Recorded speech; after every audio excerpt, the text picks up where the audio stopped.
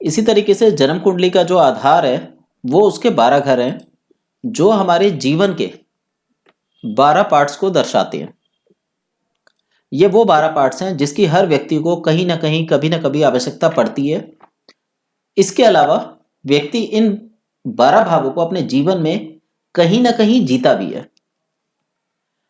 अगर ये जीवन हमारे अनुकूल है तो हम सुखी रहते हैं, खुश रहते हैं। और अगर ये 12 भाव में से कोई भी भाव हमारा बिगड़ जाता है तो हम उस जीवन के पक्ष में दुखी हो जाते हैं। ज्योतिष या जो हम लाल किताब लेते हैं उसमें ग्रहों की स्थिति के अनुरूप इन 12 भावों की व्याख्या ही की जाती है। तो आज की क्लास में हम केवल 12 भावों के बारे में जानेंगे। भाव क्या हैं, इनका क्या प्रयोग है, क्या औचित्य है हमारी जिंदगी में, और हमें क्यों इनको एक्टिवेट करने की जरूरत होती है, इस बारे में हम लोग जानेंगे। जो जन्म कुंडली है वो इन्हीं 12 भावों में ग्रहों को बिठाकर ये बताती है कि हमारा भविष्य आने वाला क्या होगा या हमें किस प्रकार के कष्ट मिलेंगे, और यदि कष्ट मिलते हैं तो उनका निवारण कैसे किया जाए। इसके लिए 2 कंडीशंस रखी जाती हैं।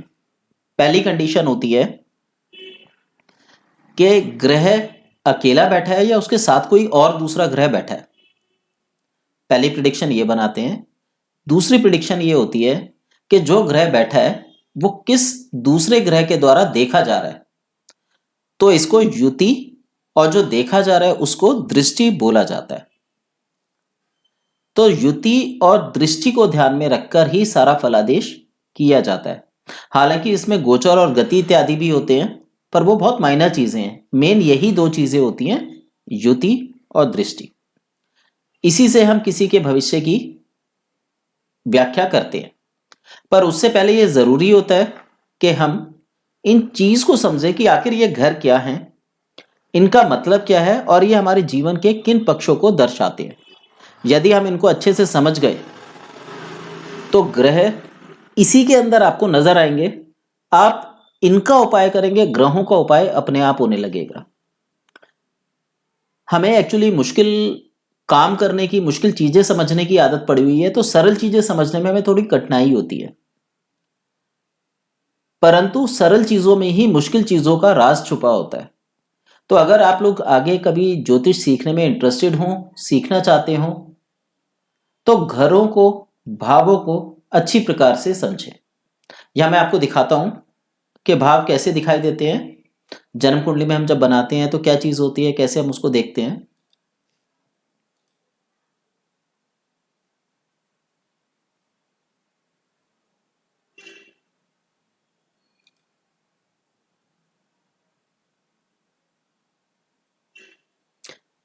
आप लोगों को स्क्रीन नजर आ रहा है?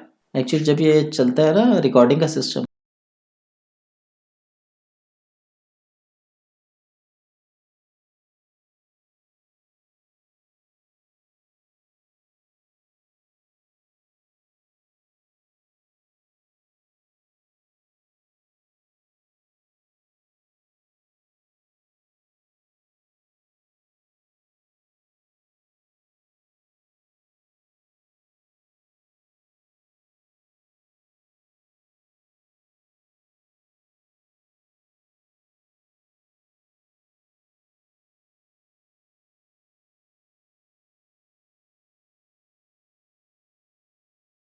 तो ये स्लो हो जाता है थोड़ा।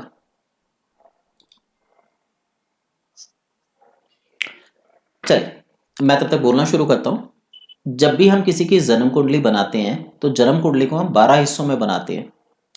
ये 12 हिस्से जो है इन्हीं को हम भाव, घर या हाउस बोलते हैं।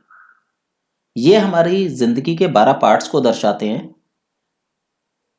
कोई जमीन जायदाद का हिस्सा है, कोई रहस्य का हिस्सा है, कोई पति पत्नी या पार्टनरशिप का हिस्सा है।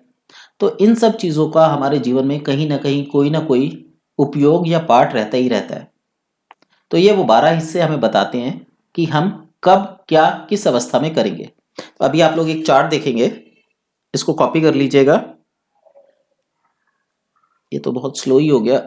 मैं एक बार जूम मीटिंग ऑफ कर रहा हूँ, दोबारा ज्वाइन करिए। शायद हो सकता है उसके बाद दोबारा चालू हो जाए। ये इसमें कुछ भी शो नहीं हो रहा। हाँ जी। हो गया।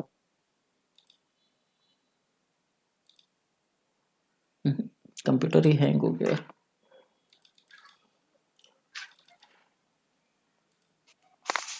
चलिए, मेरी आवाज आ रही है, मैं बोलना शुरू करता हूँ। जैसे ये काम करने लगेगा मैं आपको सर तभी आवाज शेयर आ कर रही है। दूंगा। हाँ, मैं शेयर कर लूंगा फिर आपको। ये तो सिस्टम हैंग हो रहा है। जो सबसे पहला घर होता है जहां से हम कुंडली देखना शुरू करते हैं,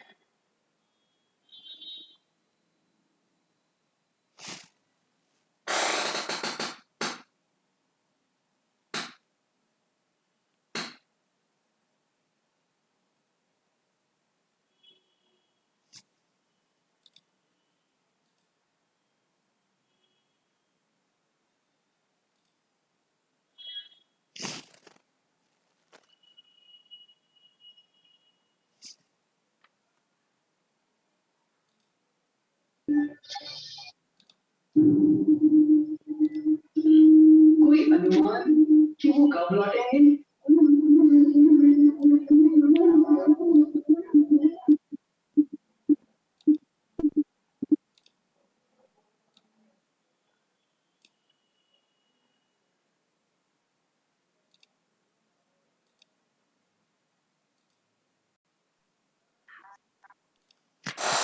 ओके, अब आपको नजर आ रही है? ये क्या हुआ? सर आ गया, क्या नजर आ रहा है दिव्या जी? अब स्क्रीन आ ये गई। क्या कहेगा? क्या नजर आ रहा है स्क्रीन पे? चार्ट नजर आ रही है?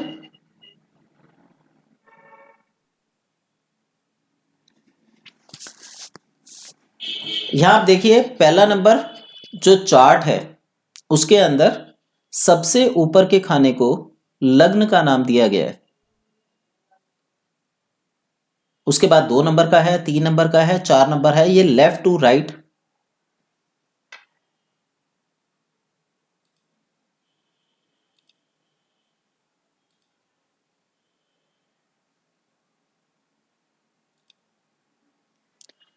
यहां आप देख रहे हैं चार्ट नंबर 1 में सबसे ऊपर के खाने को लग्न का नाम दिया गया है। उसके बाद लेफ्ट टू राइट 2, 3, 4, 5 नंबर डाला गया है।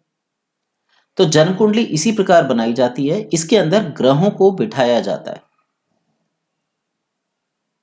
परंतु आज हम अभी ग्रहों की बात ना करके केवल घरों की बात करेंगे कि घर जीवन के किस पार्ट को दर्शाते हैं। तो सबसे पहला जो घर है वो है लग्न का। लग्न जो है वो किसी भी व्यक्ति के जीवन में क्या घटनाएं घटेंगी, उसका रंग, रूप, आकार, प्रकार, शारीरिक या मानसिक स्थिति क्या होगी, इस चीज को दर्शाता है। यानी एक व्यक्ति का शारीरिक और मानसिक स्वभाव क्या होगा, किस प्रकार का वो दिखाई देगा, किस प्रकार के वो विचार रखेगा, ये सारी चीजें हम लोग लग्न से देखते हैं। अब जो भी ग्रह इस लग्न में आकर बैठता है वो उस व्यक्ति के जीवन को दिशा देने का काम करेगा। इसमें चाहे सूर्य आके बैठ जाए, चाहे मंगल आके बैठ जाए, चाहे बुध आके बैठ जाए, जो मर्जी ग्रह आके इसमें बैठ जाए, जो भी इसमें बैठेगा वो उस व्यक्ति के जीवन को दिशा देगा।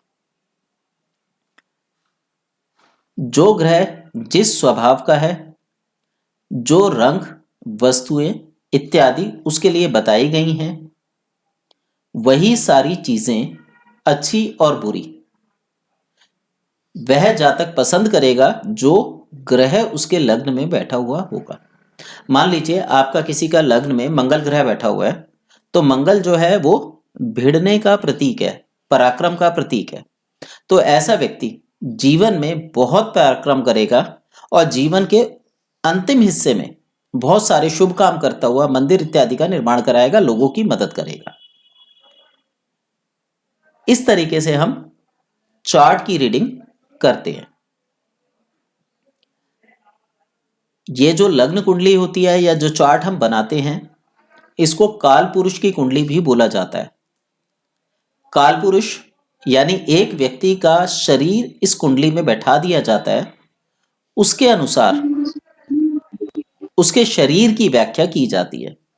तो हम लोगों का जिसकी भी जन्म कुंडली होगी, उस व्यक्ति का ये चार्ट मान लिया जाएगा और ये माना जाएगा कि जिस जगह पर कोई ग्रह बैठा है, उसके उस हिस्से पर कोई ना कोई तिल, बीमारी, निशान, लहसन इत्यादि होगा या उसी प्रकार का उसको रोग लगेगा। यहाँ पे एक छोटा सा एग्जाम्पल ले लेते हैं हम लोग। सपोज कीजिए हम सबसे पहले लेते हैं सूर्य को। जैसे यहाँ पे लिखा हुआ है लग्न सिर है, 2 नंबर का खाना गदन है, 3 नंबर का कंधा है, 4 नंबर का वक्ष है। तो हम सबसे पहले ग्रह लेते हैं सूर्य को। आपकी जन्म कुंडली में जहां पर भी सूर्य बैठा होगा, देखिए कुंडली 2 होती हैं, एक जन्म कुंडली और एक चंद्र कुंडली। आपने जन्म कुंडली देखनी है। जहां पर भी सूर्य बैठा होगा आपके शरीर में, उस स्थान पर कोई ना कोई रोग, लहसन, दाग इत्यादि जरूर होगा। अगर ऐसा है तो आपकी जन्म कुंडली ठीक है, अगर ऐसा नहीं है तो कहीं ना कहीं आपकी जन्म कुंडली में कोई ना कोई दोष आया हुआ माना जाता है। उसके आगे पीछे आपको जरूर मिलेगा, क्योंकि कई बार टाइम जो है वो थोड़ा आगे पीछे हो जाता है।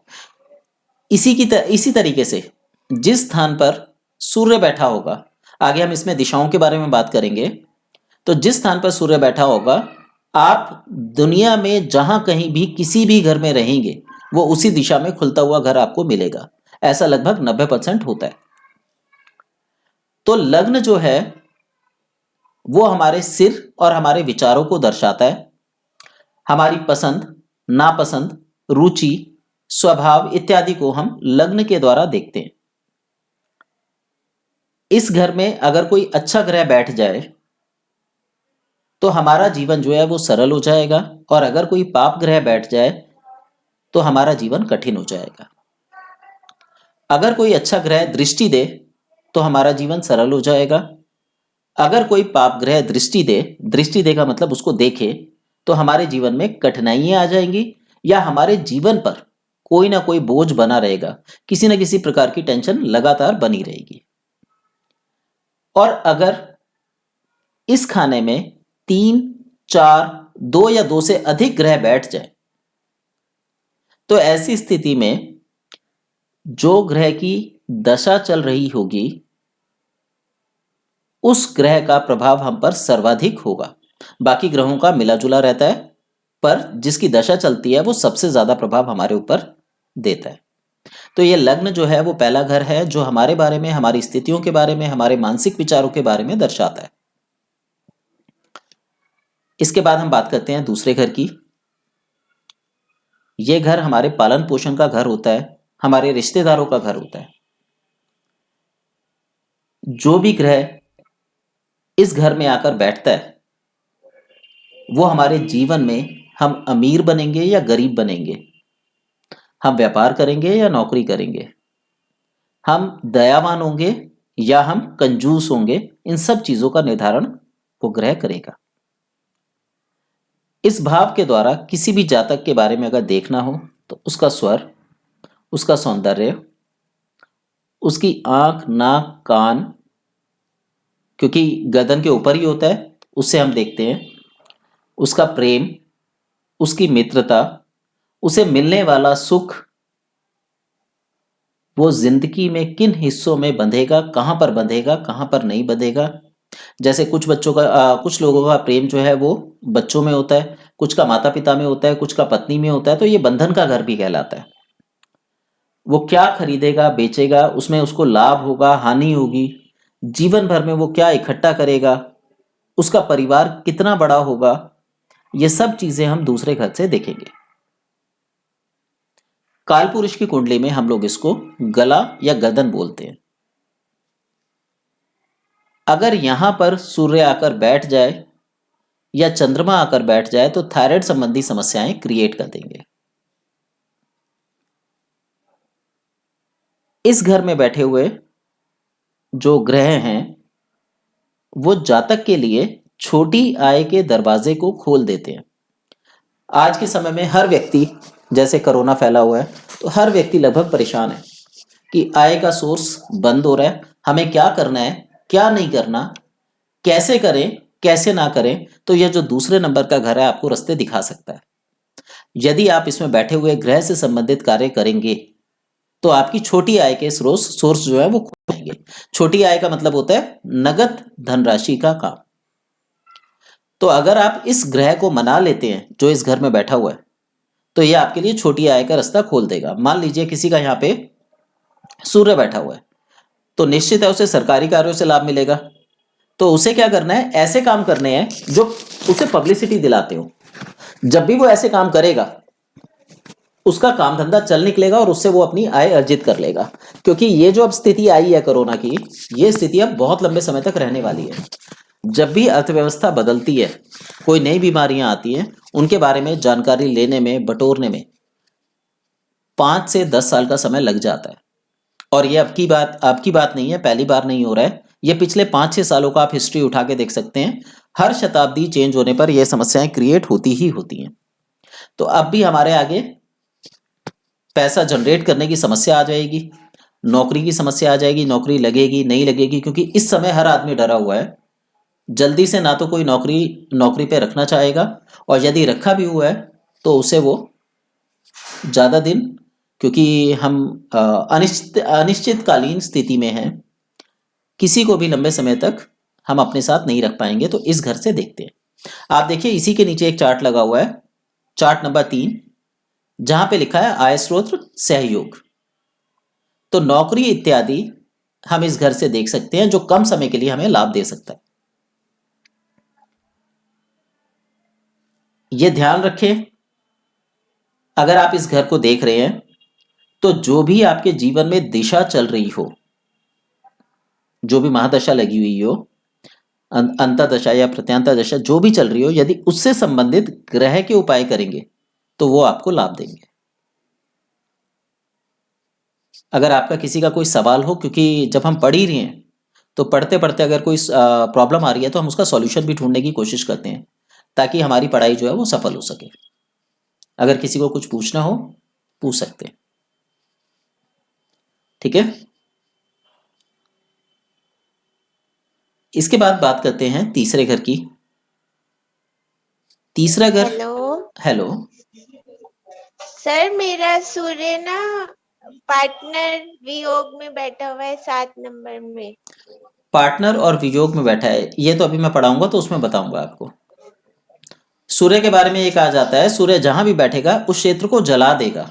सूर्य में गर्मी होती है ना, हाँ जी हाँ जी। तो वो जहां भी बैठेगा उस क्षेत्र को जला देगा, तो उसके रिजल्ट खराब कर देता है। इसीलिए मैंने बोला कि सूर्य जिस घर में बैठेगा उस तरफ के बीमारियां पैदा कर देता है।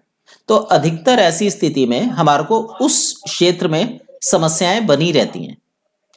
तो आपको जो है पेट के नीचे क्या होता है, ब्लैडर होता है, यूरिनरी ब्लैडर होता है। तो सूजन संबंधी समस्या और पाचन संबंधी समस्याएं आपको लगी रहेंगी।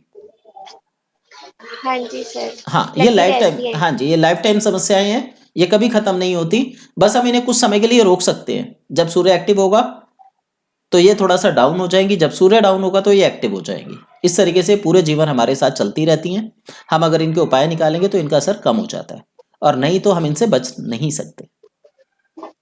हाँ जी जी, ठीक है सर। ओके, ठीक है। अब हम बात करेंगे तीसरे घर की। तीसरा घर जो है ये पराक्रम का घर माना गया है, बंधुओं का घर माना गया है। बंधु होते हैं हमारा भाई, हमारे मित्र, हमारे रिश्तेदार। इस घर के द्वारा हम लोग अपने जीवन में हम क्या कर्म करेंगे, कितना निडरता से हम जीवन से लड़ेंगे, कौन हमारा सहयोगी होगा, हमारे अंदर कितना धैर्य होगा, कितनी वीरता से हम लड़ पाएंगे, हमारी उम्र, प्राकृतिक उम्र कितनी होगी, हम किन नौकर चाकरों को रखेंगे या रख पाएंगे या नहीं रख पाएंगे। यानी ऐसी स्थितियां जिसमें हम भिड़ने का काम करते हैं, लड़ने का काम करते हैं, वो इस तीसरे घर के द्वारा देखी जाती हैं। श्वास लेना, हम जो सांस लेते हैं वो भी एक्चुअली प्रकृति के विपरीत रहकर लेते हैं। हम उसमें भी जोर लगा रहे हैं कि हम श्वास ले रहे हैं। तो श्वास संबंधी रोग जैसे खांसी, दमा, टीबी हम इस खाने से देख सकते हैं, इस भाव से या घर से देख सकते हैं। गाने की प्रतिभा, अगर किसी को गाने का शौक है तो हम इस घर से देख सकते हैं। इस स्थान को हम काल पुरुष का कंधा बोलते हैं। अगर कोई ग्रह इस कंधे पर आकर बैठ जाए तो ग्रह का स्वभाव, रुचि, पसंद वो आपको सामने वाले व्यक्ति के कंधे में नजर आएगी। उदाहरण के तौर पर अगर किसी व्यक्ति का मंगल तीसरे घर में बैठा हो, मंगल ग्रह बैठ जाए तीसरे घर में, तो उस व्यक्ति के कंधे चौड़े होंगे, क्योंकि मंगल लड़ने का प्रतीक है, पराक्रम का प्रतीक है, तो कंधे चौड़े होंगे। इसी तरीके से राहु बैठ जाए तो राहु भी लड़ाई का प्रतीक है, तब भी कंधे चौड़े मिलेंगे। सूर्य बैठ जाए तो कंधे जो है वो ऊंचे और सुडैल मिलेंगे।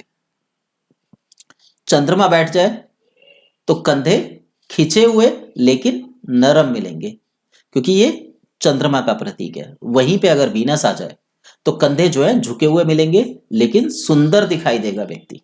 तो हमारा जो भी आकार प्रकार होता है वो जन्म कुंडली में निर्देशित होता है। उसको देखकर एक व्यक्ति को बिना देखे जांचा जा सकता है कि वो किस प्रकार का दिखाई देता होगा। तो ये हमारे कंधे को दर्शाता है काल पुरुष कुंडली में। जो भी ग्रह इस घर में बैठेगा वो भाग्य का प्रतीक होगा, या ये कह लीजिए कि वो हमारे भाग्य को भी दर्शाएगा। तीसरा घर हमारा पराक्रम का है और नौवां घर हमारा भाग्य या हमारे धर्म का प्रतीक होता है। यहां पे नीचे देखिए, नौवां जो है वहां पे भाग्य और धर्म लिखा हुआ है। तो तीसरे घर में जो भी ग्रह आके बैठता है वो भाग्य के अधीन हो जाता है। यानी अगर हमारा भाग्य अच्छा है तो हमारा पराक्रम बेस्ट होगा, अगर हमारा भाग्य खराब है तो हमारा जो पराक्रम होगा वो बढ़ जाएगा। लेकिन अगर इसको हम वाइस वर्सा कर दें, ऑपोजिट कर दें, तो किसी व्यक्ति का भाग्य अगर अच्छा है तो उसको कम पराक्रम पे भी अच्छा रिजल्ट मिलेगा, और भाग्य अगर खराब हो तो उसे ज्यादा पराक्रम करने के बाद भी, ज्यादा भिड़ने लड़ने के बाद भी फल की प्राप्ति कम होगी। तो हम में से काफी लोग ऐसे होंगे जो जीवन में मेहनत ज्यादा करते हैं पर रिजल्ट कम आता है, और कुछ लोग ऐसे भी हैं जो कम मेहनत में ज्यादा रिजल्ट ले जाते हैं। तो वो सारी की सारी चीजें हम तीसरे घर से देखते हैं। इस घर में अगर कोई पाप ग्रह बैठ जाता है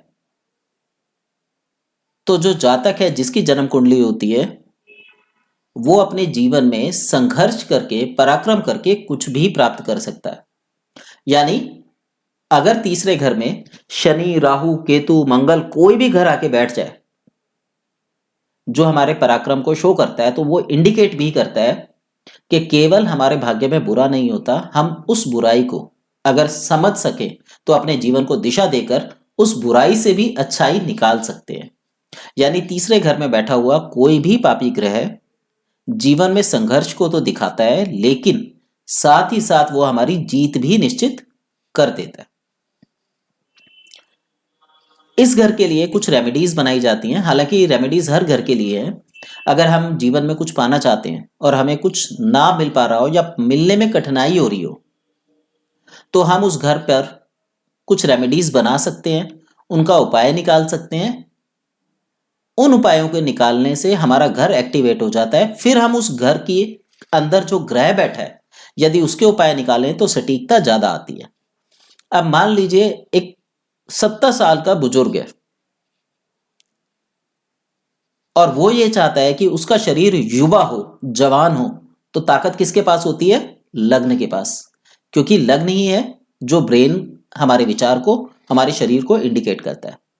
अब 70 साल का वो बुजुर्ग है, वो अपने लग्न को काफी पीछे छोड़ चुका है, वहां पे कोई ग्रह नहीं है, उसको एक्टिवेट अगर वो करता है तो उसके अंदर जो जवानी की ताकत है, जो युवा शक्ति है, वो दोबारा से लौट आएगी। तो जितने लोग फौजी होते हैं, फौज में काम करते हैं, या ऐसे लोग जो खुद को युवा समझते हैं, कहीं ना कहीं उनके लग्न में बैठे हुआ ग्रह ही उनको ताकत दे रहा होता है।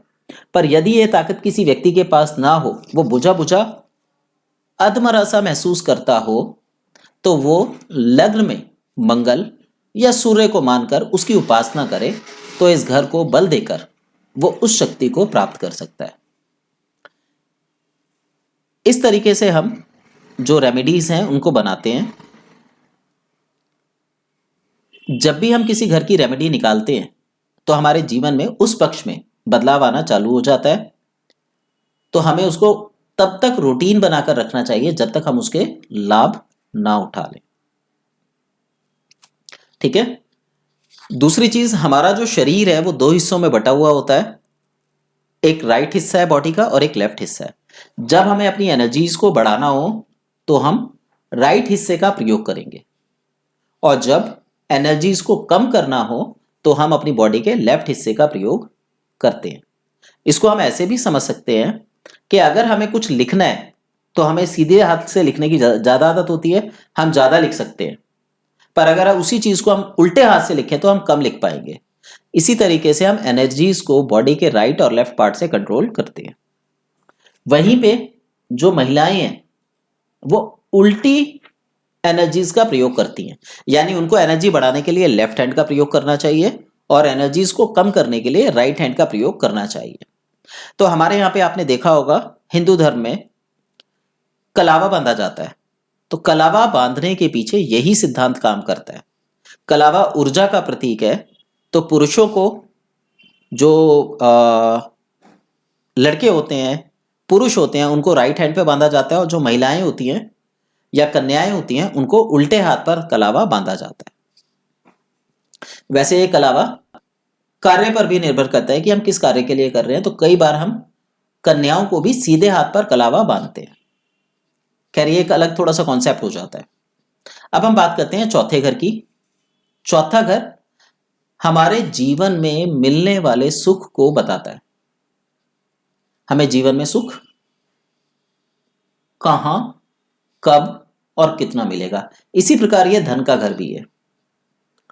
जीवन का सबसे बड़ा सुख जो है वो हमारा माता का सुख है। तो चौथे घर से हम मां को भी देखते हैं, मां की आयु, मां का स्वास्थ्य, ये सब भी देखते हैं। इसके अलावा माता पिता यानी पिता का सुख भी देखा जा सकता है। इसके अलावा हमें जीवन में अपने मकान का सुख मिलेगा नहीं मिलेगा, वाहन का सुख मिलेगा नहीं मिलेगा, हमारा परिवार समृद्ध होगा या नहीं होगा, हमें पैतृक संपत्ति मिलेगी या नहीं मिलेगी, हमारे पास आभूषण, वस्त्र, मकान आदि कितने होंगे, वो हम इस चौथे घर से देखते हैं। चौथा घर हमारे अंतर्मन को या अंतःकरण को भी दर्शाता है, जो ये बताता है कि हमारे मन की स्थिति, मन के अंदर की स्थिति, जिसमें दया, उदारता, छल, कपट, देने की प्रवृत्ति क्या है और भविष्य में क्या रहेगी, वो ये चौथा घर दर्शाता है। अगर इस चौथे घर में कोई पाप ग्रह बैठ जाए या दृष्टि करे तो उसका असर जो है वो हमारे सुखों को कम कर देगा। इसके अतिरिक्त इस घर से हम लोग मन की शांति भी देखते हैं, क्योंकि ये चंद्रमा का स्थान बताया गया है। मतलब घरों को भी ग्रहों में कारक तत्वों में बांटा गया है, तो ये चंद्रमा का स्थान है। तो हम इससे मन की शांति भी देखते हैं।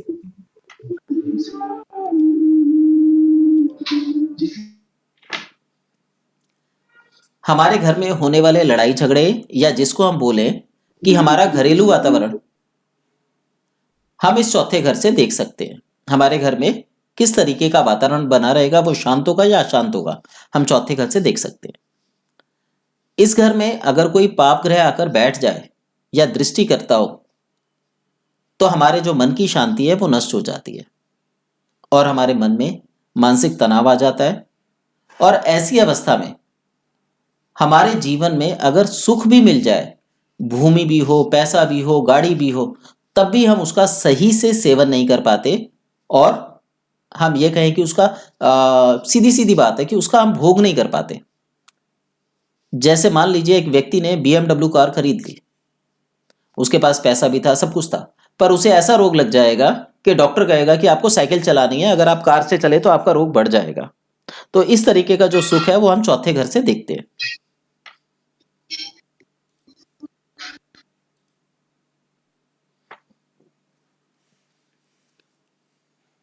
ऐसा व्यक्ति जिसके चौथे घर में कोई पाप ग्रह दृष्टि करता हो या बैठ जाता हो, उसे हमेशा गुस्सा आएगा, क्रोध रहेगा, क्योंकि यही दो तीन चीजें ऐसी हैं, गुस्सा, क्रोध, जलन, ईर्ष्या, ये दो तीन चीजें ऐसी हैं जो हमारे सुख में कमी लाती हैं। तो ऐसे व्यक्ति में गुस्सा अत्यधिक मात्रा में बढ़ा हुआ होता है। तो ऐसे व्यक्ति को हमेशा अकेले रहना पसंद होगा या वो घर में रहना पसंद नहीं करेगा, वो घर से हमेशा दूर रहने की कोशिश करेगा। तो ऐसे व्यक्ति के बारे में ये कहा जा सकता है कि इस घर में बैठे हुए ग्रह को देखकर यह बताया जा सकता है कि उस व्यक्ति को या तो मां के पास आकर सुख मिलेगा, मां के पास रहकर सुख मिलेगा, या घर से बाहर जाकर सुख मिलेगा। तो इस स्थिति से हम लोग जानकर इसका परिहार कर सकते हैं, उपाय निकाल सकते हैं। कई बार हमने देखा होगा कि घरों में तलाक होने की स्थिति उत्पन्न हो जाती है। तो चौथा घर है जो ये बताता है कि तलाक का कारण क्या बन सकता है। जो भी ग्रह इस घर में आकर बैठ जाएगा या दृष्टि करेगा, उसके अनुरूप ही तलाक की स्थिति बनती है। तो ऐसा व्यक्ति यदि अपनी मां के पास चला जाए या मां के कारण से तलाक होने की संभावनाएं बन सकती, तो इस तरीके से हम इसको देख सकते हैं। इस घर को हम मां की कोख भी मानते हैं। तो जब जब ये घर खराब होता है तब तब हमारे जीवन में कष्ट आते हैं और तब तब हमें अपनी मां के पास जाकर या मां समान स्त्री के पास जाकर या मां समान देवी के पास जाकर या मां समान जो भी स्थिति है जहां हमें सबसे ज्यादा अपनापन लगता हो, वहां जाकर ही चैन मिलेगा। इसके अलावा इस घर को मोक्ष का साधन भी बोला जाता है। मोक्ष का साधन यानी जीवन के सब दुखों से छुटकारा पाना। तो जब हमें समस्याएं आती हैं, हम लोग जीवन में भिड़ते हैं, तब हमारा उद्देश्य केवल एक होता है, सुख की प्राप्ति।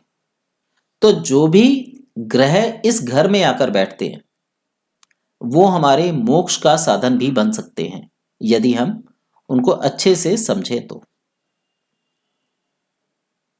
अगर अच्छा घर बैठा है तो जीवन सुखी होगा, अगर बुरा घर बैठा है तो परेशानियां बढ़ जाती हैं। यदि किसी बच्चे का मन घर के अंदर ना लगता हो तो ऐसे व्यक्ति को यह कहा जाता है कि अपने घर को छोड़कर कहीं दूर जाकर निवास करे। अगर वो दूर जाकर निवास करेगा तो उसका मन जो है शांत होगा और वो सही से कार्य कर पाएगा। साथ ही साथ जीवन में संपन्नता और स्थिरता बनी रहती है।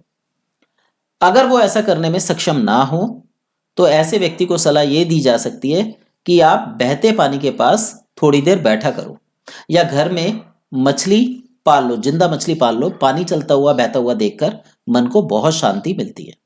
तो उससे हमारा मन जो है वो शांत हो जाता है और हमारे जो ये ग्रह हैं, जो ये घर है, वो शांत हो जाता है और हमें मानसिक शांति की प्राप्ति होती है। जिस व्यक्ति के जीवन में न्यूमरोलॉजी के अंदर जिस भी व्यक्ति का कंडक्टर नंबर या डेस्टिनी नंबर 3 आता हो, उस व्यक्ति का चौथा घर विशेष रूप से एक्टिव होता है। तो आप देखेंगे या तो उसके पास सुख बहुत ज्यादा होगा या सुख बिल्कुल नहीं होगा, या सारा सुख होने के बावजूद भी वो ये कहेगा कि मेरे पास सब कुछ है पर फिर भी किसी चीज का अभाव है। तो वो इसी घर के बारे में, इसी भाव के बारे में बता रहा होता है। और अगर हम उसको सही से समझ जाएं तो हम अपने जीवन को दिशा दे सकते हैं। हमारे 4 घर पूरे हो गए हैं। टाइम भी लगभग खत्म हो रहा है। आप लोग दोबारा ज्वाइन कर लीजिएगा तो हम आगे के भाव पढ़ेंगे। यदि किसी को कुछ पूछना हो, अभी तक जो मैंने बताया है, कोई चीज समझ ना आई हो तो पूछ सकते हैं।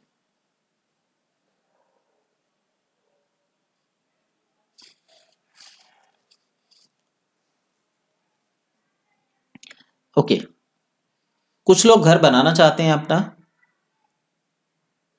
यदि घर बनाने में उनको समस्या आ रही हो, अपना मकान बनाना चाहते हो, जमीन खरीदना चाहते हो, फ्लैट खरीदना चाहते हो, दुकान खरीदना चाहते हो, यदि ऐसे में समस्या आती हो तो चौथे घर में जो भी ग्रह बैठा हो या दृष्टि करता हो, जब उसकी महादशा लगे तो इस ग्रह में बैठे हुए जो ग्रह हैं उसकी देवी के रूप में या मां के रूप में पूजा करनी चाहिए। इस प्रकार समय जो होगा वो उस व्यक्ति का सहयोग करेगा। ऐसा करने से उस व्यक्ति की जो भी इच्छा होती है वो जल्दी ही पूरी हो जाती है। किसी का कोई सवाल हो, पूछना हो तो पूछ लीजिए, फिर हम 5वां लेते हैं और टाइम लगभग खत्म है।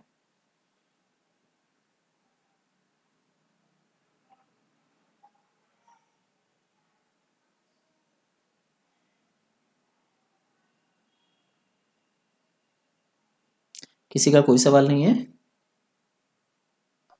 हेलो। हाँ जी दिव्या जी।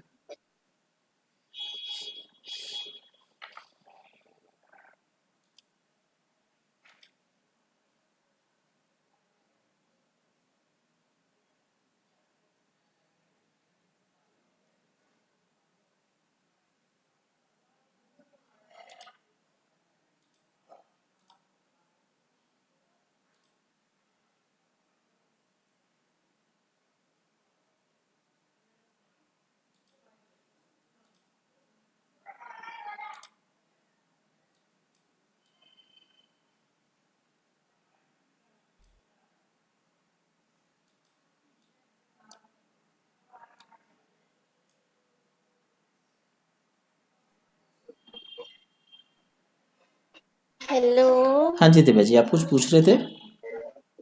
हाँ जी सर, 4th घर में वक्ष लिखा हुआ है, इसलिए ये माँ का घर बोला जाएगा। हाँ जी। और उसमें पराक्रम लिखा हुआ है और बंधु लिखा हुआ है, तो आपने उसके बारे में क्या बताया? ये तीसरा घर है, ये हमारे कंधों को इंडिकेट करता है। जन्म कुंडली जो है एक व्यक्ति को ध्यान में रखकर बनाई गई है, वो व्यक्ति कालपुरुष कहलाता है। आप ये कह सकते हैं कि वो आपका मित्र है। जैसा जैसा हाँ जी। उसके ऊपर ग्रह बैठेंगे वैसा वैसा आपके जीवन पर प्रभाव पड़ेगा। इसी को जन्म कुंडली की तो व्याख्या बोलते हैं। सर, तो पराक्रम इसमें मतलब मेल एनर्जी बैठी हुई है 3rd घर में। आप ऐसे देख रहे हैं तो ये भी ठीक है, पराक्रम का मतलब मेल एनर्जी है, पर यहाँ पे मेल एनर्जी बैठाई नहीं हुई। ये हमारे कंधों को इंडिकेट करता है और कंधे काम करते हैं। हाँ जी, काम हाँ के द्वारा जी। ही तो हमें कुछ प्राप्ति होती है ना। हाँ जी, हाँ जी। तो इसी तरीके से इसको डिस्ट्रीब्यूट किया गया है। बाकी जो मेल एनर्जी की बात कर रहे हैं वो ग्रह हैं। अगर यहाँ पे शुक्र आके बैठ गया तो वो फीमेल एनर्जी है। हाँ जी, अगर यहाँ पे चंद्र हाँ आके बैठ जी, गया हाँ तो वो जी। फीमेल एनर्जी है। उससे सारे हाँ प्रभाव जी, बदल जाएंगे। हाँ जी, ठीक है सर। ठीक है, okay, thank you sir. Welcome. हाँ जी।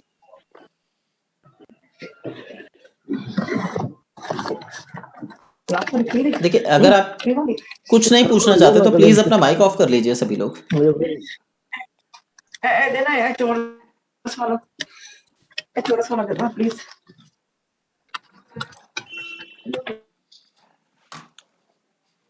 चलिए अब हम बात करते हैं 5वें घर की। 5वें घर को जीवन की आधारशिला बोला जाता है। आधारशिला का मतलब यह हुआ कि हमारे जीवन में हमारा भविष्य क्या होगा? अगर हम ध्यान दें तो हमारी जो संतान है वो भी हमारा भविष्य है। तो पांचवा घर जो है वो हमारे भविष्य के बारे में बताता है, हमारी सीखने की इच्छा, हम क्या कर सकते हैं, क्या करना चाहिए और क्या हमारे जीवन में घटेगा, ये सारी चीजें हम पांचवें घर से जानते हैं। तो हमारी जो संतान है वो भी हमारा भविष्य है। वृद्ध अवस्था में वो हमें सहयोग देंगे या नहीं देंगे, ये सारी चीजें हम इस पांचवें घर के द्वारा जानते हैं। कोई भी घर आपका ऐसा कुछ थोड़े सी चीजें नहीं बताता, ये सिर्फ संकेत मात्र है। इसके अलावा भी बहुत सारी चीजें जो हमारे भविष्य से जुड़ी हों, ऐसे सारे सवालों का जवाब पांचवा घर हमें देता है। जैसे हम विद्या क्या लेंगे, प्रेम कैसा होगा, संतान किस प्रकार की रहेगी, हम किस प्रकार की बुद्धि के व्यक्तित्व के मालिक होंगे, हम किस कला में माहिर हो सकते हैं या होंगे, हमारा प्रेम कैसा होगा, फिर वो चाहे साधारण प्रेम हो या देश प्रेम हो, हमारे अंदर नीति क्या होगी, हम किन नैतिक संबंधों पर टिके होंगे, लोगों की मदद किस स्वभाव के वशीभूत होकर करेंगे, हम प्रबंध व्यवस्था कैसी रखेंगे, हमें किस प्रकार से धन अर्जित करना चाहिए, यह पांचवा घर हमें बताता है। या ऐसा भी हो सकता है कि हमें अचानक से धन प्राप्त हो जाए, हमारी नौकरी, हमारा व्यापार कैसा रहेगा, यह हमारे भविष्य में। ऐसा कोई भी सवाल जिसका कोई निश्चित उत्तर ना हो, जो भविष्य में छुपा हो, उन सभी प्रश्नों के उत्तर हमें पांचवा घर देता है। काल पुरुष में स्थान जो है इसका, वो वक्ष के नीचे का या पेट के ऊपर का स्थान है। पेट के ऊपर के स्थान में हमारा गॉल ब्लैडर आ जाता है, लिवर आ जाता है, स्प्लीन आ जाती है, स्टमक आ जाता है, जो इंडिकेट करता है कि हमारा डाइजेस्टिव सिस्टम कैसा होगा। इसी प्रकार पांचवा घर जो है यह बताता है कि हमारा भविष्य किस प्रकार का होगा या किसके द्वारा निर्धारित किया जाएगा। अगर हम अपने भविष्य को देखें तो हमारा भविष्य हमारे आज के कर्मों पर या हमारी सोच पर निर्भर करता है। हम जिस प्रकार की सोच रखेंगे, हमारा भविष्य उसी प्रकार का होगा। अगर हमारी सोच पॉजिटिव है, अगर हमारी सोच आगे बढ़ने की है, तो हम किस प्रकार के भविष्य को ग्रहण करेंगे, यह पांचवा घर निर्धारित करेगा। तो यह घर हमारे मन की अवस्था को, अंतर्मन की अवस्था को भी दर्शाएगा। जब भी इस घर में अच्छे ग्रह आकर बैठेंगे या दृष्टि रखेंगे, तो हमारा भविष्य जो है वो अपने आप सुधरने लगेगा, क्योंकि उसमें सहयोग मिल रहा है अच्छे ग्रहों का। तो हमारा नौवां घर जो है, भाग्य का घर जो है, वो इससे एक्टिवेट हो जाता है, या ये उससे एक्टिवेट होता है, जैसे तीसरा घर एक्टिवेट हो रहा था। दूसरा, अगर इसमें कोई बुरा ग्रह आकर बैठ जाए, तब ऐसा व्यक्ति भविष्य का अनुमान लगाने में गलती कर बैठेगा। यानी अगर हम बोले तो एक साधारण शब्द में, उसकी स्थिति पागल वाली हो जाएगी। और यह स्थिति ऐसी होगी जिसमें वो दिन को दिन और रात को रात नहीं देख पाएगा। ज्यादातर जब किसी के प्रेम संबंध टूटते हैं और वो आत्महत्या का प्रयास करता है, उस अवस्था में यह पांचवा घर बिगड़ा हुआ मिलता है। इसके लिए हमें और भी चीजें देखनी होती हैं, जैसा मैंने बताया, भाग्य कैसा होगा, पराक्रम कैसा होगा। तो इन चीजों को देखकर हम इसकी ज्यादा अच्छी से भविष्यवाणी कर सकते हैं। यदि पांचवें घर में राहु, केतु, शनि या मंगल आ जाए, तो ऐसे व्यक्ति का जीवन जो है वो बहुत कठिन हो जाता है, उनका भाग्य कठोर हो जाता है और उनको बहुत अधिक मात्रा में मेहनत करनी पड़ती है। जितना भी वो काम करते हैं, उनको उसका 30-40% ही रिजल्ट मिल पाता है। यदि ऐसे व्यक्ति को कोई उपाय निकालने के लिए बोल दिया जाए या पूजा करने के लिए बोला जाए, तो ऐसा व्यक्ति चाहकर भी पूजा नहीं कर सकता, क्योंकि उसके ग्रह उसको अनुमति नहीं देंगे कि उसको जीवन में कुछ सरलता आए या आराम आए। उसका रीजन ये बताया गया है कि जिस प्रकार पांचवा घर भविष्य की संकल्पना करता है, भविष्य के बारे में बताता है, उसी प्रकार यदि भविष्य से इस घर में देखा जाए तो यह हमारे पूर्व जन्मों के कर्मों को भी दर्शाता है। जो भी कर्म हमने पूर्व जन्म में किए होंगे उसी के अनुरूप आज हम इस बारे में बात कर पा रहे हैं।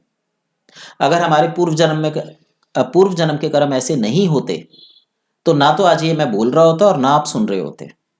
तो हमारे पूर्व जन्म के कौन से ऐसे संस्कार हैं जो हमारा भविष्य आज ऐसा है, ये पांचवा घर तय करता है।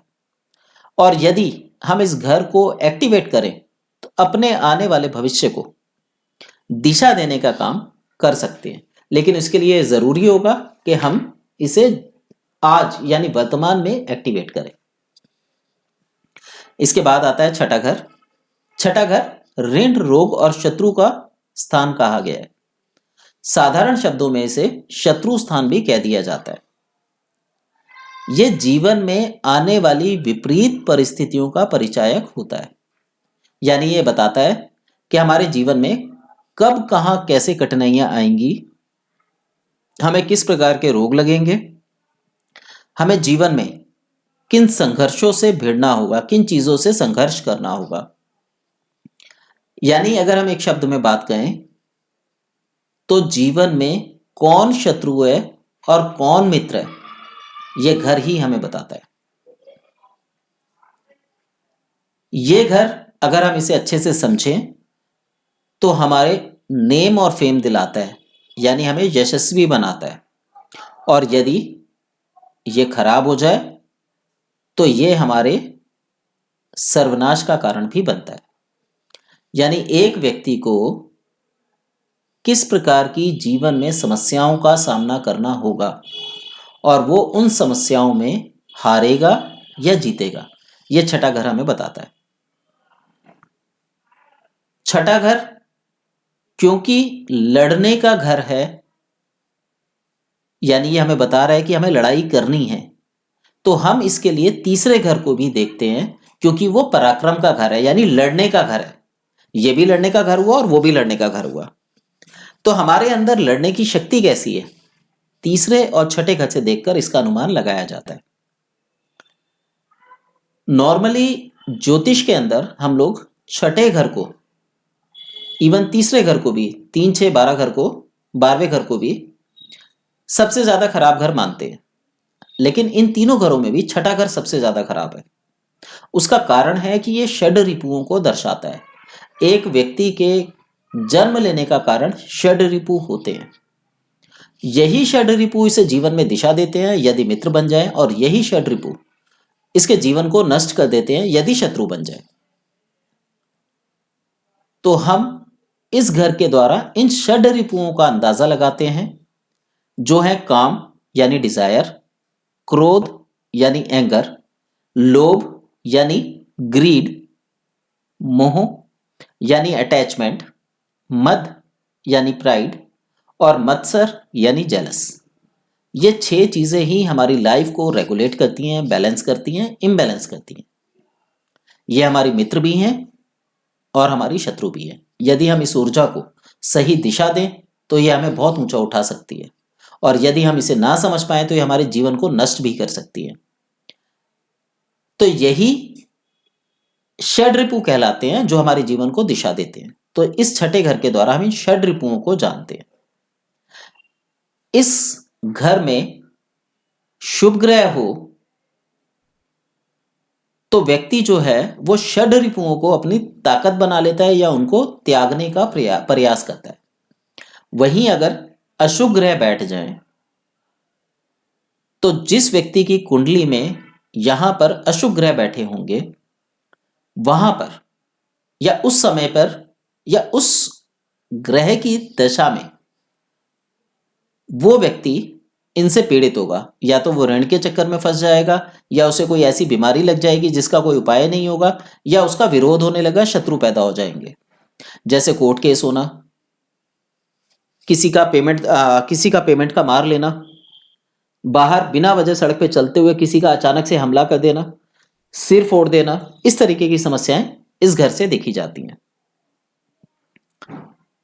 परंतु 3 ऐसे ग्रह होते हैं जो इस घर में बैठने के बाद भी ज्यादा नुकसान नहीं देते, हालांकि नुकसान तब भी होता है पर वो नुकसान नहीं होने देते। वो है सूर्य, चंद्र और बृहस्पति।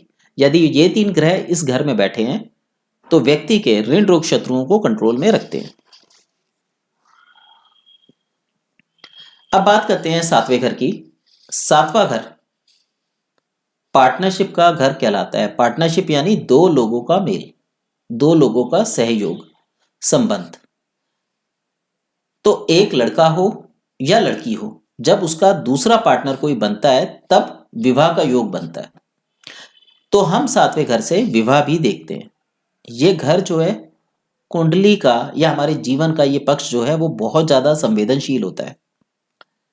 यदि इस घर पर अच्छे ग्रह देखें या बैठे हों तो व्यक्ति का जीवन उसी प्रकार से निर्धारित होगा, शादीशुदा जिंदगी अच्छी बीतेगी। यदि इस घर पर क्रूर ग्रह या पापी ग्रह दृष्टि रखते हों या बैठे हों तो व्यक्ति का जीवन जो है वो नरकमय बना देते हैं, यानी उसको कष्टों में बिताएंगे। तो तलाक इत्यादि की संभावनाएं यहीं से बनती हैं।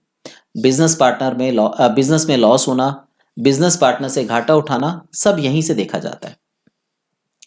तो जो भी काम ऐसे हों जिसमें 2 लोग मिलकर काम करते हों, 2 चीजें जुड़ी हुई हों, ऐसी अवस्थाएं इस घर से देखी जाती हैं। जैसे हमारा बिजनेस क्या होगा, हम रोजी रोटी नौकरी से कमाएंगे या व्यापार से कमाएंगे, हमारी विवाह कैसा होगा, झगड़ा क्या क्या क्या रहेगा, हमारी जिंदगी में क्या झंझट आएंगे, हमारा स्वास्थ्य कैसा रहेगा, हमारी जो रिश्तेदारी है वो किस प्रकार से टिकी रहेगी।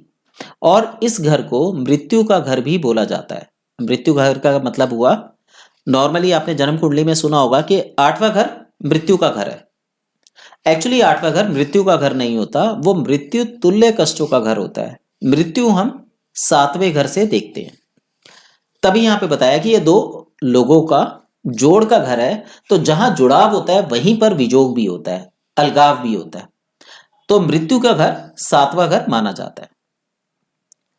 कालपुरुष की कुंडली में हम इस घर को पेट के निचला अंग या नाभि की संज्ञा भी देते हैं। यानी पेट हमारे शरीर का आधार है, तो हमारे जीवन का आधार हमारी शादी है। अगर हमारा सहयोगी अच्छा है तो हमारा जीवन जो है वो सुख में बीतेगा, और सहयोगी खराब है तो हमारे जीवन को नर्क होने से कोई नहीं रोक सकता।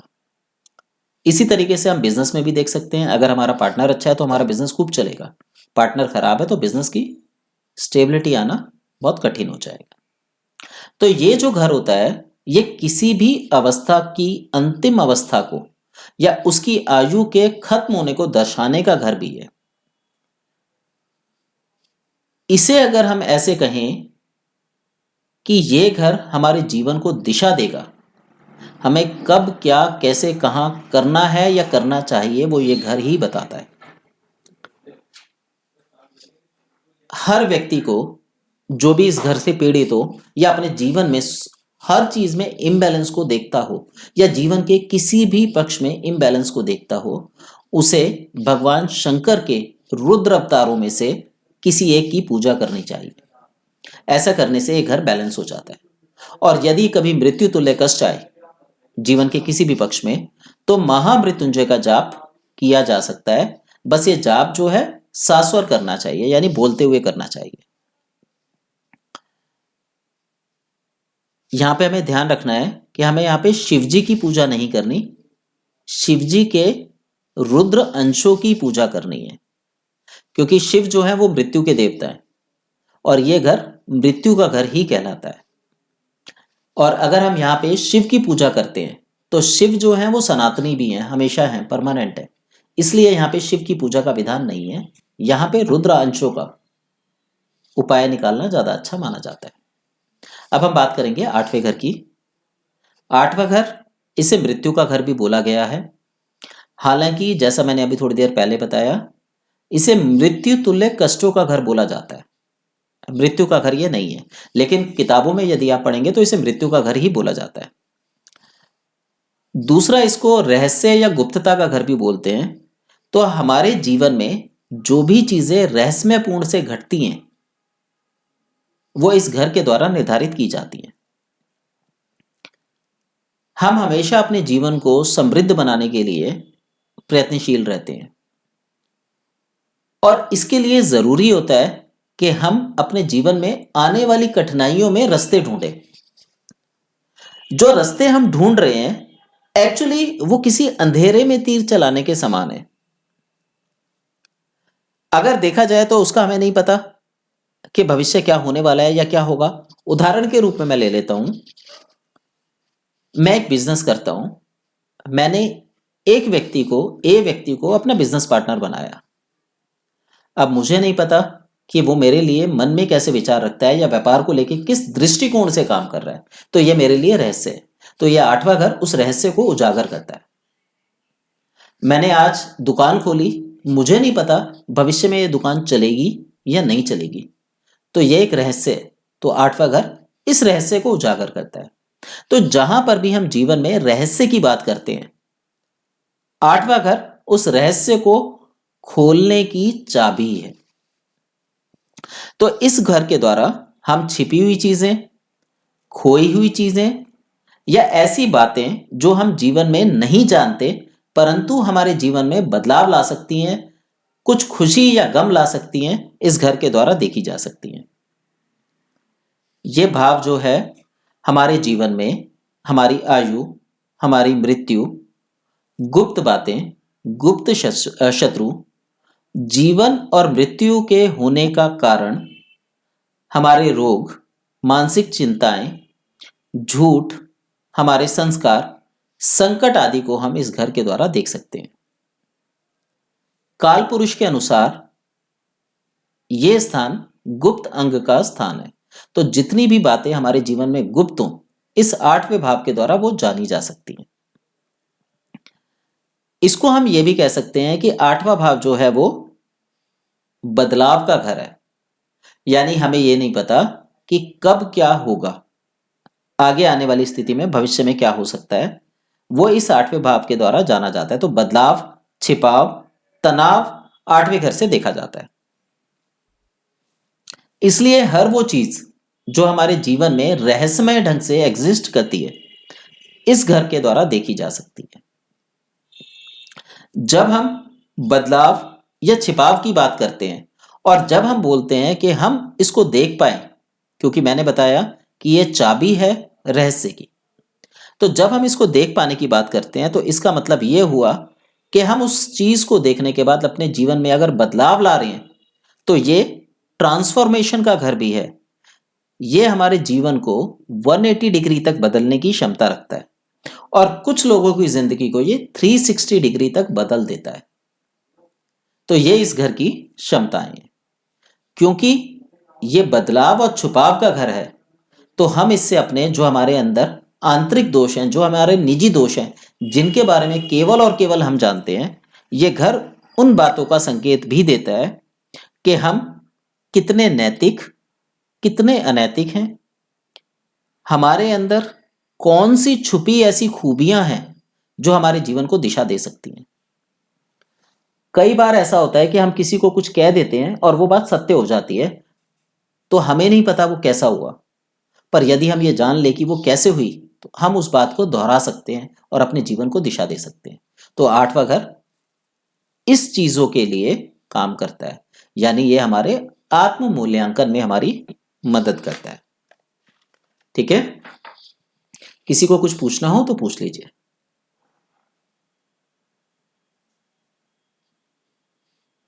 ओके, अब हम बात करते हैं 9वें घर की। 9वां घर जो है ये हमारा भाग्य का घर बोला गया है। इसको धर्म स्थान भी बोलते हैं, क्योंकि जैसे जैसे हमारी उम्र बढ़ती जाती है, ज्योतिष एक बहुत अच्छी विद्या है जिसमें बहुत से लोगों का सहयोग रहा इसे बनाने में, और उसमें कुछ ना कुछ नई चीजें जोड़ते गए। जैसे आप यहां देख सकते हैं, लग्न को सिर बोला, 2 नंबर को गर्दन बोला, 3 नंबर को कंधे बोला। इसी तरीके से इसे एज फैक्टर्स में भी डिवाइड किया गया है। तो ये जो 9वां घर है ये जीवन के 45वें 50वें भाग को दर्शाता है। ये वो उम्र आ जाती है जब व्यक्ति अपने भाग्य को मानने लगता है, क्योंकि संतानें बड़ी हो चुकी होती हैं और वो अपने अपने काम पे लगने लगी होती हैं। तो ऐसे में हमारा धर्म क्या होगा, हमारा भाग्य क्या होगा, ये नौवा घर दर्शाएगा। तो यहां पे हम जीवन में जो हमारे कटु और मधुर अनुभव होते हैं, उसके बाद हम अपने जीवन में क्या पाया क्या खोया का अनुभव करते हैं, जिससे हम जीवन में सुख या दुख का अनुभव करते हैं। नवा घर उस चीज को दर्शाता है। यह घर हमें अध्यात्म के करीब ले जाता है, हमारे भाग्य का निर्धारण करता है कि हमें भविष्य में अच्छा मिलेगा या बुरा मिलेगा, या अगर हमारे जीवन में कठिनाइयां आ रही हैं तो हमें किस प्रकार का धर्म कर्म करना चाहिए, यह घर उसके बारे में बताता है। इस घर में जो भी ग्रह बैठते हैं वो ग्रह हमारे भाग्य का निर्धारण करते हैं। यानी हमारा भाग्य अच्छा होगा, बुरा होगा, हम किस प्रकार के जीवन को ग्रहण करेंगे, सुखी रहेंगे, दुखी रहेंगे, वो सब कुछ ये नौवा घर निर्धारित करेगा।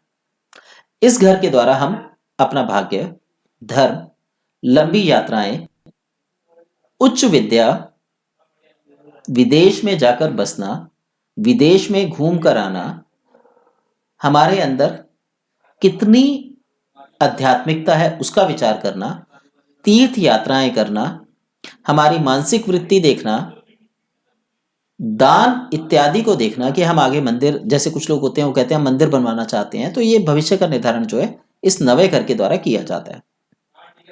जन्म कुंडली में काल पुरुष का जंघा का स्थान ये बताया गया है। जंघा क्या करती है? जांग होती है जो हमारे संपूर्ण शरीर का वजन उठाती है। ये मासल होती है, जितनी ज्यादा मासल होगी हमारी उम्र उतनी लंबी होगी, हम उतना स्वस्थ रहेंगे, और जितनी कमजोर और पतली होगी हमारा शरीर बोझ बन जाएगा और घुटने कमजोर हो जाएंगे। इसी तरीके से अगर नवम भाग किसी का कमजोर है तो उस व्यक्ति के जीवन में केवल परिश्रम और कठिनाइयां रह जाती हैं। तो इस भाग्य के घर का होना बहुत जरूरी होता है। भाग्य के घर में जो भी अच्छा या बुरा ग्रह आकर बैठता है वो उसी के अनुरूप अपना फल देता है।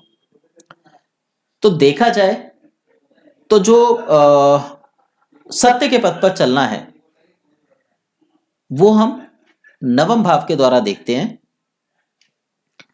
और इसके साथ साथ हम इसको डीएनए का इफेक्ट भी बोल सकते हैं, क्योंकि एक व्यक्ति की जंघा जो है वो उस व्यक्ति के व्यक्तित्व को दर्शाती है, उसके पैतृक गुणों को दर्शा रही है। तो पितरों की कृपा कैसी रहेगी हम इस नौवे घर के द्वारा देखते हैं। तो इसे हम दैवीय कृपा का घर भी बोलते हैं, यानी ईश्वर ने हमें कुछ एक्स्ट्रा दिया है, जो एक्स्ट्रा है वो इस नवम भाव के द्वारा देखा जा सकता है। यदि हम इस घर को एक्टिवेट करें तभी हमारा जीवन जो है वो सरल होता है, नहीं तो हमारे जीवन के किसी न किसी भाव में, देखिए हमें भाग्य हर जगह चाहिए।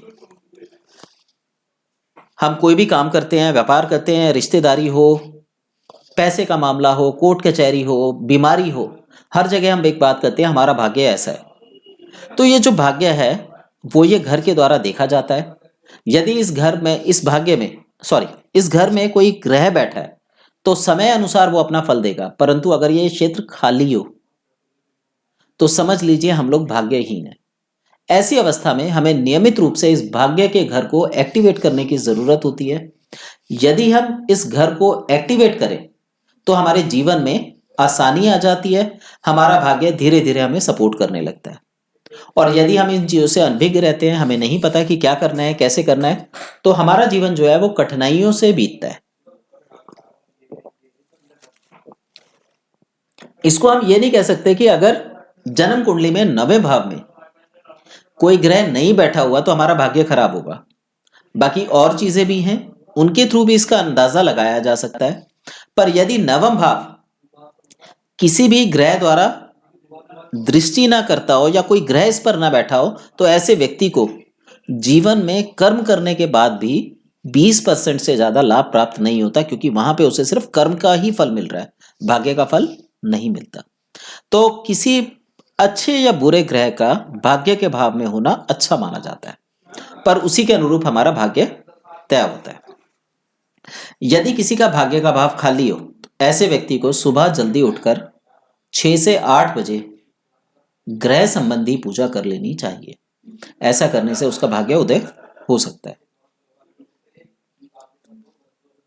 इसके बाद बात करते हैं 10वें घर की। 10वां घर जो है वो हमारे लोक और परलोक का निर्धारण करता है, यानी हमारा लोक अच्छा होगा या हमारा परलोक अच्छा होगा।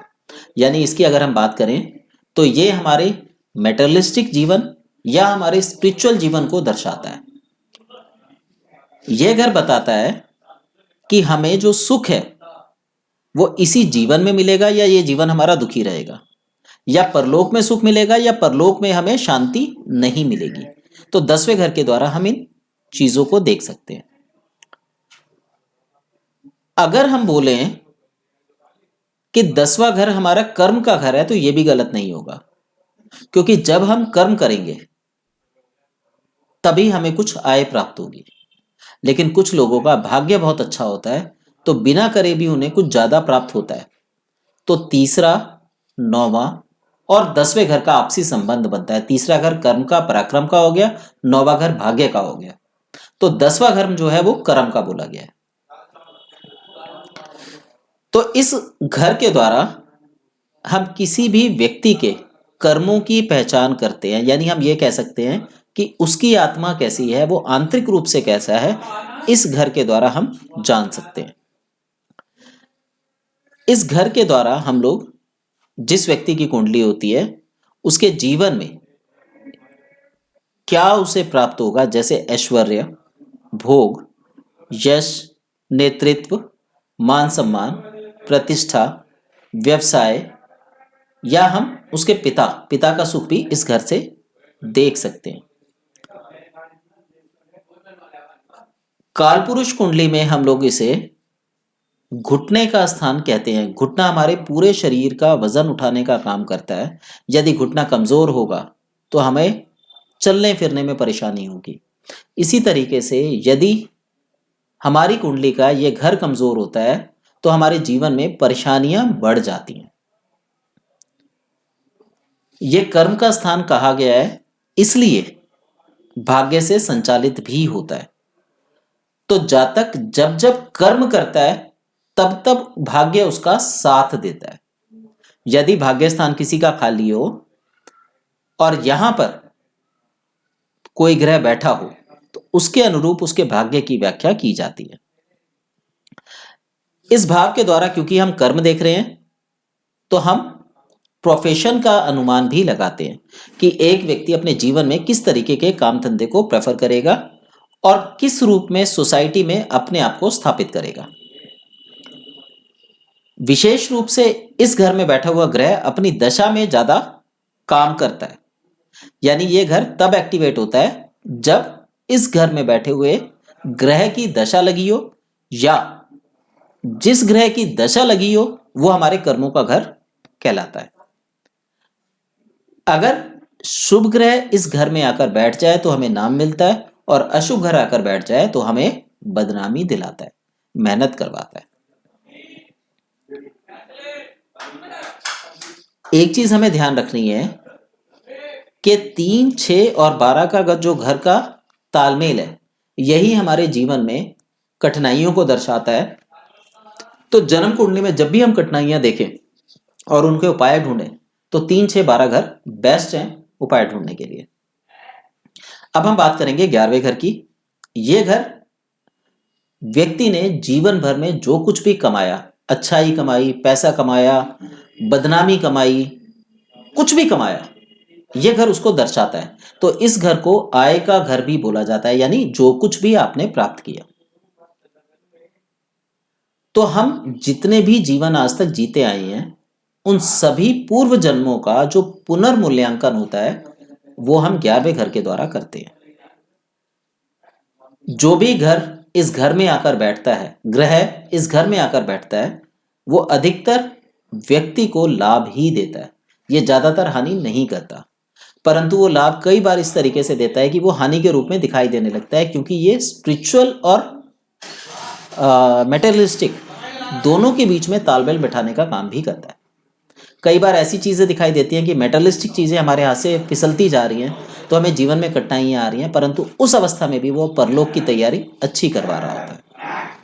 तो इस घर के द्वारा हम लोग जीवन में जो कुछ भी प्राप्त करते हैं, पैसा हो, इनकम हो, गाड़ी हो, ऐश्वर्य हो, भोग हो, वो सारी चीजें हम इस घर के द्वारा देख सकते हैं। कालपुरुष कुंडली के अनुसार ये पिंडलियों का स्थान है। इसे हम आस का घर भी बोलते हैं, क्योंकि आय है तो हम आस का घर भी बोलते हैं, यानी ये हमारे लालच को भी शो करता है, ग्रीड को शो करता है, हमारी डिजायर को शो करता है। इसलिए ये घर व्यक्ति को लोभी भी बना देता है। तो एक व्यक्ति जो ये जानता हो कि उसे अध्यात्म की आवश्यकता है, परलोक को सुधारना है या लोक को, वो इस घर को सुधार कर आसानी से उसमें बदलाव ला सकता है। इसके अलावा अगर इस घर में कोई ग्रह बैठ जाता है तो इस घर को हम एम्पलीफायर भी बोलते हैं। तो ये घर जो है उस ग्रह की शक्तियों को एम्पलीफाई कर देता है, कई गुना तक बढ़ा देता है। तो जीवन में जब कोई ग्रह इस घर में आकर बैठता है तो वो हमारे जीवन को दिशा देने का काम करने लगता है। तो जब भी हम कभी कुंडली देखते हैं तो पहले भाग्य का ग्रह देखते हैं, फिर हम 11वां घर देखते हैं कि अगर इस घर में कोई ग्रह आकर बैठ गया है तो हमारे जीवन में वो जो भी ग्रह का प्रभाव है, अच्छा या बुरा, उसे एम्पलीफाई कर देगा, गुणित कर देगा। तो वो अपनी मैक्सिमम शक्तियों को हमें देगा। इसके बाद 12वां घर आता है, व्यय का घर है। यह हमारी बिल्कुल अंतिम अवस्था, चरम अवस्था या वृद्ध अवस्था के जो अंतिम क्षणों की होती है उसको दर्शाता है। तो इस घर को ज्यादातर मोक्ष का घर भी बोला जाता है। यह हमारे संपूर्ण जीवन में जो अभी तक हम जन्म ले चुके हैं या इस जन्म में जो भी हमारे कर्म रहे हैं या रहेंगे, उन सभी कर्मों की समीक्षा करेगा। अर्थात हम जैसे भी कर्म करेंगे वैसे ही ये घर हमें फल देगा, यानी इसे फलों का घर भी बोला जाता है। हमारे अगले, पिछले या वर्तमान जीवन का जो भी समस्त लेखा जोखा है वो इस घर के द्वारा देखा जाएगा। यह भविष्य का नहीं बताता, यह आज तक की समस्या को बताएगा। चाहे मैं आज 10 साल का हूं और चाहे मैं आज 100 साल का हूं, तो यह आज तक की अवस्था को बताएगा। तो इस घर के द्वारा हम व्यय, हानि, दंड, बुराइयां, जो व्यसन हमें लग जाते हैं जैसे शराब पीना, सिगरेट पीना, इन सब चीजों को देखते हैं। रोग हो गया, दान हो गया, हमारे बाहर के संबंध कैसे होते हैं, शैया सुख हो गया, दरिद्रता हो गया, इन चीजों को दिखाएगा, यानी व्यय कराएगा। तो हमारे जीवन में जो भी चीज घटित होती है, जो हमने दिया, वो हम इस 12वें घर के द्वारा देखते हैं। काल पुरुष कुंडली में इसे चरणों का स्थान बोला गया है। ऐसी हर वो चीज जो एक व्यक्ति को बिल्कुल अकेला कर देती है, उसमें खोखलापन ला देती है, वो इस घर के द्वारा देखी जाती है। तो जब किसी स्त्री पुरुष का डाइवोर्स होता है, किसी परिवार का टूटन होता है, बिखराव होता है, तो वो इस 12वें घर के द्वारा देखा जाता है। तो ये हमारी जन्म कुंडली के 12 घर हैं जो हमारे जीवन को हर समय कोई ना कोई दिशा दे रहे हैं। यदि हम इस कुंडली को पढ़ना सीखते हैं तो ये हमारे भविष्य का सही सही अनुमान लगाने में हमारी मदद करते हैं।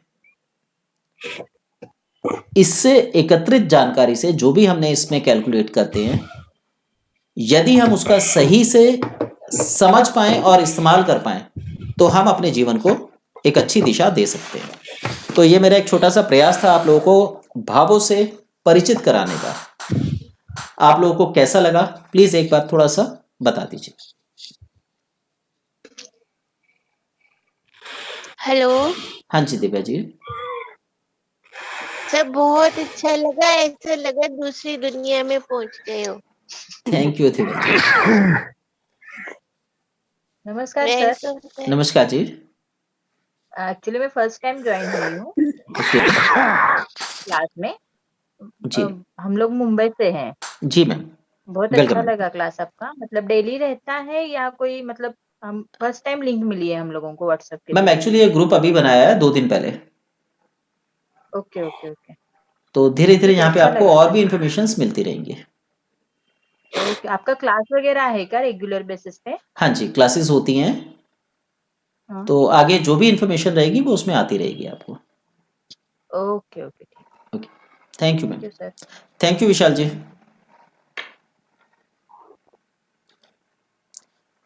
आप लोगों से रिक्वेस्ट है, जैसा भी आपको क्लास लगी हो, अगर संभव हो तो ग्रुप में अपने व्यूज डाल दीजिएगा।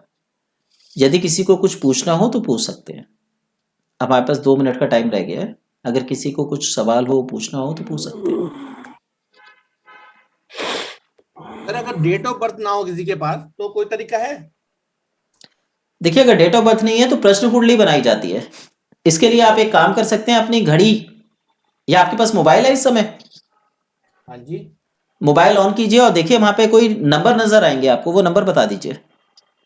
नंबर मेरे को टाइम नजर आया पहले 2034 मतलब लिखा हुआ एक 203 एक मिनट 2034।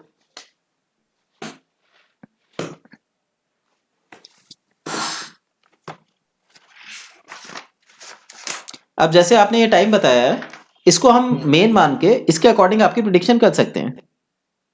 ओके ओके ठीक है सर। हाँ आप बताना आगे कोई कोर्स वोर्स होगा आपका तो जी देखेंगे जी। फिर। इसमें थोड़ा सा मैं आपके बारे में बताता हूँ, थोड़ा सा टाइम है हमारे पास तो थोड़ा सा बता देता हूँ। देखिए, तो एक तो बताओ। ये बताता है आप काफी सॉफ्ट हार्टेड हैं, लोगों की मदद करने का शौक रहता है आपको। सर उसमें फंस जाता हूँ ना मैं, उसमें बड़ी दिक्कत है, फंस जाता हूँ मैं उसमें। हाँ, ये आप बने इसलिए हैं। दूसरा, आपके मन में एक इच्छा है कि आप आगे चलकर एक मंदिर या कोई धर्मशाला या कोई एनजीओ कुछ इस तरीके का काम करना चाहते हैं।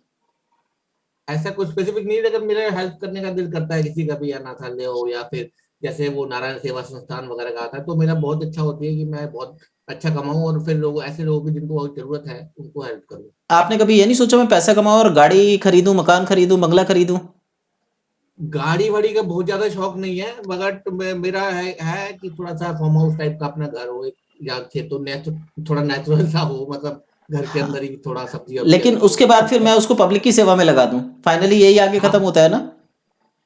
पब्लिक की सेवा में नहीं, मतलब मैं वहां से ही लोग वो घर को मैं पब्लिक की सेवा में लगाना चाहता, बट ये मेरा रहता है कि हाँ ठीक है जो भी मैं कमाऊं उसमें से काफी एक अच्छा बड़ा हिस्सा मैं लोगों की हेल्प में यूज करूं। जी, आप एकदम से बहुत ज्यादा एनर्जेटिक हो जाते हैं और एकदम से बहुत ज्यादा लिथार्जिक हो सकते हैं। हाँ थोड़ा सा है ऐसा तो। हाँ, तो जब आपके पास एनर्जी आएगी तो सारे सारे काम कर सकते हैं, और जब लिथार्जिक हो जाते हैं तो आप किसी की नहीं सुनते, आप कहते हैं कि बस सब कुछ अकेले, एकदम अकेले हो जाते हैं। कह सकते हैं सर, क्या कुछ कुछ कोई अब कुछ अच्छा कुछ ऐसा उपाय बताओ जिससे थोड़ा सा इम्प्रूव हो जाए। आपके पास एक हाई एनर्जी है, हनुमान जी की पूजा कीजिए, आपको बहुत अच्छे फल मिलेंगे।